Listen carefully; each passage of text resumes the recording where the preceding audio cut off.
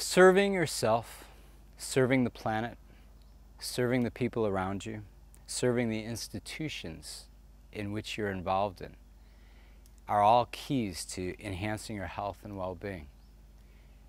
Yogis call this karma yoga, selfless service, dedicating your life to the benefits of other people around you, letting go of expectations, letting go of desires, letting go of attachments, and remembering the journey and the intention of helping those around you is as important, if not more important, than any outcomes of which they produce.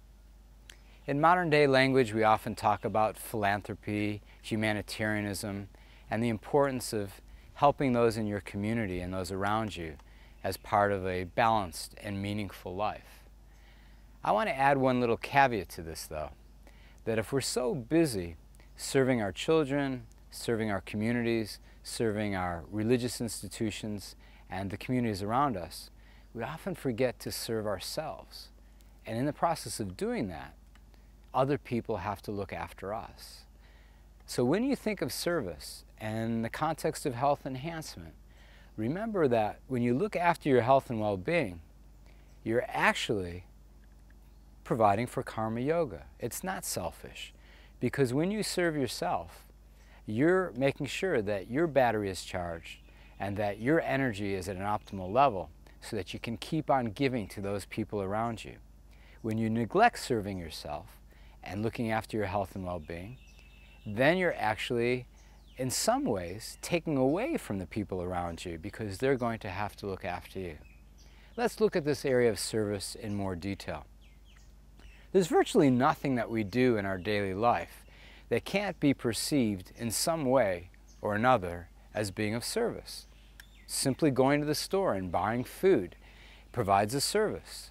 You're allowing somebody to stay in business by purchasing something for them. You may take that food and share it with other people. You may take the leftovers of that food and put it in a compost bin and improve the soil. Just that one example of going to the store has many spin-offs of different service that can come from it. But the real benefit of service that I'd like to highlight to start off with here is your intention to serve. Because sometimes when we desire to serve, to help those around us or to improve our own health and well-being so we have more energy for those around us, it doesn't necessarily turn out the way that we expected.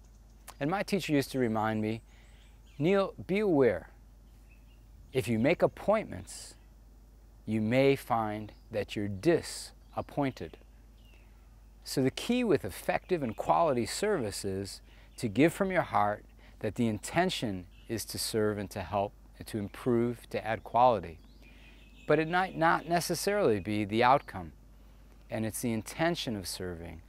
Serving with discernment, serving with attention to detail, serving with a full and open heart that can transform your health and well-being. Many studies have been done in hospitals where they give patients who have been suffering for a long time a pet to look after. It could be a pet fish, it could be a pet dog or cat, whatever it was. People's recovery time after the operation was improved as a result of caring for someone or something other than their immediate predicament in which they were faced. Similarly, people who were needed outside of the hospital by people around them that they were serving recovered far quicker than people who were in isolation. Again, serving isn't just a feel-good activity for the mind, it's a health-enhancing activity for the body, mind, and spirit. There are many stories about service that we can benefit from hearing these tales. And one of these tales that I'm reminded of is one that Ram Dass has shared with many of his students at different times around the world. And it's the story of a Zen monk who was sitting at the bank of a river. And a samurai came up to the monk and he said to the monk, "Monk, teach me about heaven and hell." And the monk slowly looked over his shoulder at the samurai, who took his attention away from the riverbank and the river and this peaceful environment with his gruff remarks. And the monk said, "Teach you about heaven and hell? Look at you. You're a disgrace to the samurai class.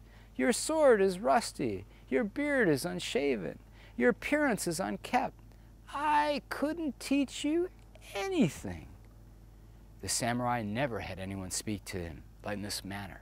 He drew his sword, and he was about to slay the monk with the sword over his head, when the monk looked over his shoulder at the samurai once more, and he said, "That is hell." The samurai slowly came down with the sword, tears starting to appear in his eyes, realizing that the monk had risked his life to teach the samurai about hell. And then the monk looked over his shoulder at the samurai, seeing the tears, seeing the joy, seeing the gratefulness of the samurai. And the monk said, "And that is heaven." Be fearless in your service like the monk, and your life will always be blessed.